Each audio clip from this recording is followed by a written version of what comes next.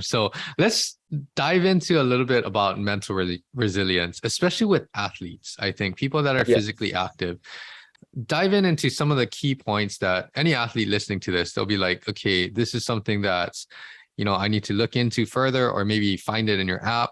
Like, what is it about mental resilience that can either predict performance or, just in the long term, help you to train harder, train smarter, and just ultimately be better at your sport, right? What are some of the key facets of mental resilience to touch on with athletes? Yeah, it's a huge part of the sport. We often ask people sort of what percent of performance do you attribute to mind, and it's typically somewhere between 50 and 95%, and it's really subjective, but it plays a huge role. And the follow-up to that, which is kind of this wise guy question, is, okay, it's worth 95% of your performance. What are you doing to train it? And it met with this awkward silence, because typically the answer is none. No time. So yeah, some of the key drivers are really factors around mental resilience. Again, come down to sort of perception of effort. That's the real key component. Then from there, it's looking at sort of what people have done throughout their childhood to sort of train their resilience, what people have done doing their day-to-day lives, whether people are shying away from additional load or adding it in, whether people are adding it in a smart way too, because, we look at a lot of the mental toughness training that's out there, and it's really focused on beating your body up to train the mind. And like, is that the right approach? Probably not. So what we really try to do is take a scalpel-like approach. Is focus on training the mind rather than just beating up your body. Does that kind of answer the question? Yeah, no, that does a lot. And I guess the follow-up question that I have is, because, resilience is something that we think it's a lot of our past experiences. Even you said like learning through childhood experiences and all of that. How much can we learn resilience, or how much is it something that's just the way that we grew up, kind of like how we were nurtured? How much do you think, I guess, those two balance each other out? And I guess, with your app and the exercises, there is a good chance that we're going to be able to train and improve it, right? But is there some type of like cap based off of our experiences, personality, all of those types of things? How do you kind of explain that to someone that is wondering, how much can we train mental resilience? Yeah, I think, it's definitely a factor of nurture rather than nature. I think it's something that we train. I think it's something that we can build over time and ultimately have control over. I look at some of the most resilient people I know, and they're people that struggled a lot with mental health growing up, struggled with a lot of challenges around that. And ultimately they've trained themselves and built up a level of resilience and very strong around that now. So super interesting, kind of, similar concept to sports. Like, you're not just born great at a sport. You need to train.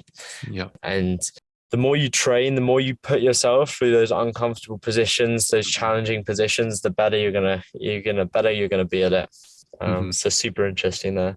Yes, a lot of interesting things.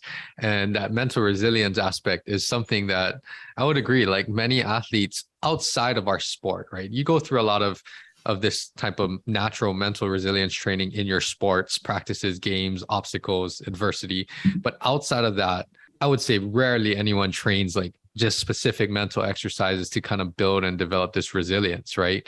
The other question that I had is like, when you talk about mental recovery, kind of adequate stress levels, cognitive load, right? Explain a little bit as to, a lot of that is not like physical recovery where we just kind of get good rest, we get good sleep, and then we kind of return to baseline, right?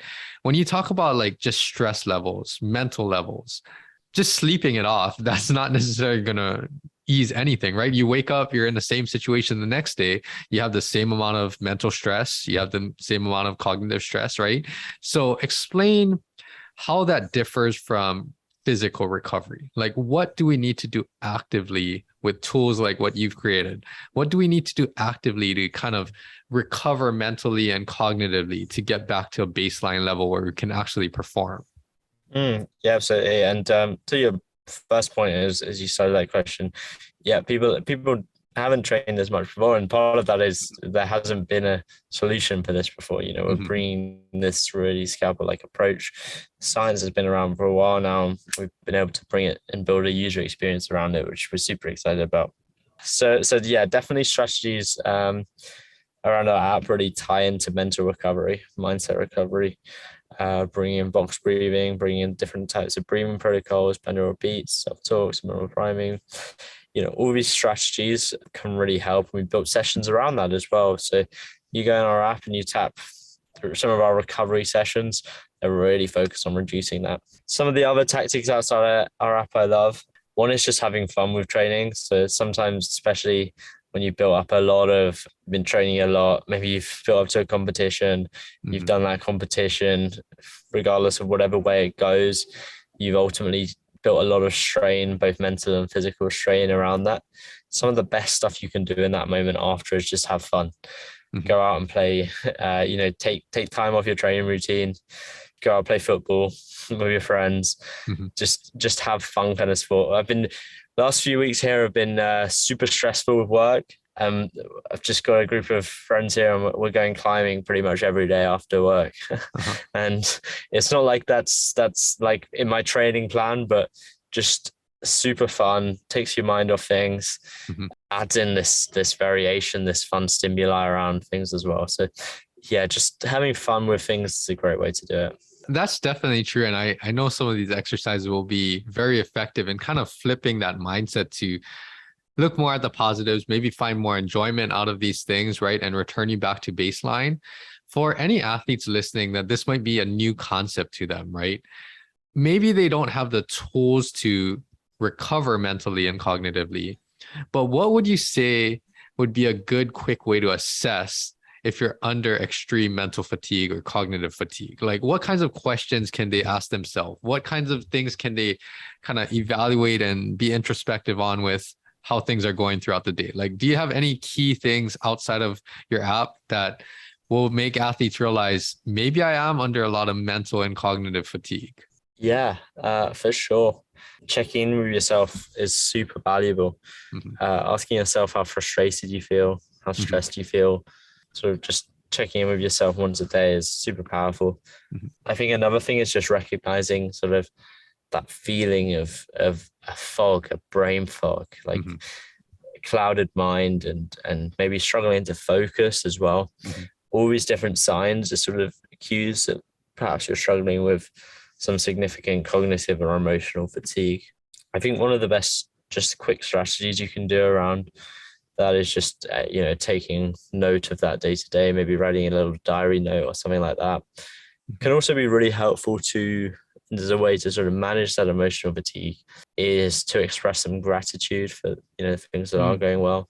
Write down the things you're grateful for, and trying to do that sort of once a day, once a week. Just checking in with yourself is just super powerful. Yeah. These are all great things. And, people should really start to put some of this into practice, right? Because a lot of, again, that mindset, and I'm going to tie this back into some of my experiences, especially going through like rehabilitation after surgery. That mental mindset, cognitive load, there's going to be a lot of negativity or frustration somewhere along that recovery phase. So this is something that, I work with athletes a lot, maybe not even realizing what strategies I'm using, but that cognitive load that you're under, that's going to affect how well you can execute movement, physical adaptations, and all of that, kind of the whole premise of this episode. So for any athletes out there, I think the bottom line is to, yes, look at some of the positives, look at some of the things that you're working towards. And then the second part is know that there's tools out there now, like Rewire Fitness, that can really help you in this realm, right?